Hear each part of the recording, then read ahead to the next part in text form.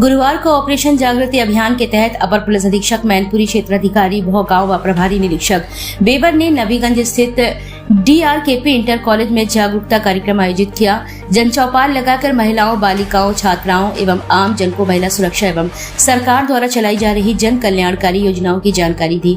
नबीगंज के देवेश्वर राजकुमार Pandey inter college में ASP Rahul मिठास ने कहा कि केंद्र और प्रदेश सरकार द्वारा महिला सुरक्षा को लेकर तमाम कार्यक्रम चलाए जा रहे हैं। ASP ने युवा बालिकाओं के साथ हो रहे साइबर हिंसा के बारे में जागरूक किया। उन्हें विभिन्न social media platform WhatsApp, Instagram, Facebook आदि के प्रयोग में विभिन्न प्रकार की सावधानियां बरतने की जानकारी दी। हिंसा से पीड़ित महिलाओं व किशोरियों को काउंसलिंग व रेफरल सुविधा उपलब्ध कराना एवं पॉक्सो अधिनियम के प्रावधानों के प्रति जागरूक किया। जन समुदाय को झूठे मुकदमों से होने वाली क्षति के बारे में समझाया। ऐसे मामलों में विशेषकर महिलाओं की सुरक्षा के लिए बनाए गए कानूनों के दुरुपयोग एवं यौन शोषण को पहचानने तथा बिना डरे रिपोर्ट करने के लिए जागरूक किया गया। उन्होंने कहा कि ज्यादातर देखा गया है कि छोटे छोटे विवादों में लोग महिलाओं को आगे कर झूठे मुकदमे लिखवाने के लिए प्रयास करते हैं, जिसके परिणाम बहुत ही गंभीर होते हैं। इसलिए महिलाओं को विवादों से दूर रखा जाए। इस मौके पर क्षेत्राधिकारी भौगांव सुनील कुमार सिंह, प्रभारी निरीक्षक महाराज सिंह भाटी समेत महिला कांस्टेबल द्वारा लोगों को जानकारी दी गई। हमारे बच्चे ज़्यादा से आने लगे, तब से कुछ अच्छाइयों के साथ साथ कुछ बुराई भी साथ लाई। जैसे कि हर अच्छी चीज़ के साथ उसके साथ बुरी चीज़, या हर बुरी चीज़ के साथ उसके साथ अच्छाई चीज़। इसी तरह से इंटरनेट और सोशल मीडिया की जो बहुत सारी अच्छाइयाँ हैं कि हम दुनिया को जान लेते हैं, घर बैठे हुए तमाम चीज़ों की जानकारी हमको हो जाती है और न जाने कितनी अच्छी चीज़ें हैं उसकी। लेकिन उसके साथ बुराई भी थोड़ी सी जुड़ी हुई है, और इस बुराई में एक बुराई ये भी है कि अनजान व्यक्तियों के साथ में हमारा कांटेक्ट हो जाता है। ऐसे लोगों के साथ में भी हमारा मिलन हो जाता है कि जो हमारी सेहत के लिए, हमारे भविष्य के लिए ठीक नहीं होते हैं।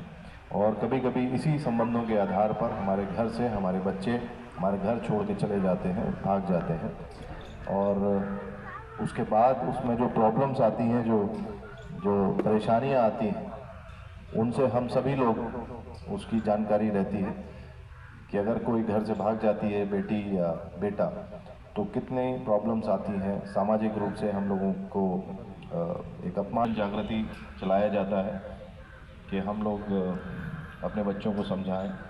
मेरे से पूर्व वक्ताओं ने ये सारी बातें आप लोगों को बहुत अच्छी से बताई होंगी।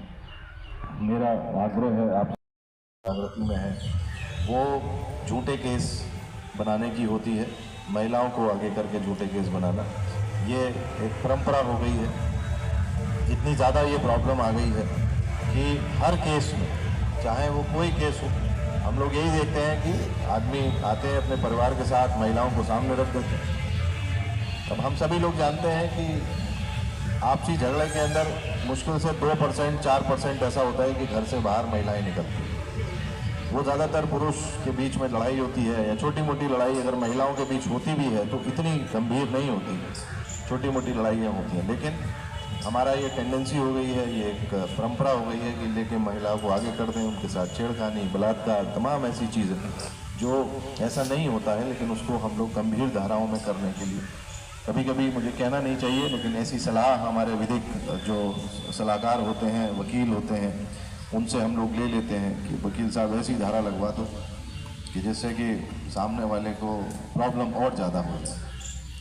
लेकिन ये एक दुधारी तलवार है, अगर सामने वाले को काटती है तो उतना ही घाव हमको भी करेगी, आज नहीं तो कल करेगी। ये उस वक्त समझ में नहीं आता, लेकिन जिस वक्त मुकदमा ट्रायल पे आता है, उस वक्त जब प्रश्न पूछे जाते हैं तो उसमें बहुत दिक्कतों का सामना करना पड़ता है।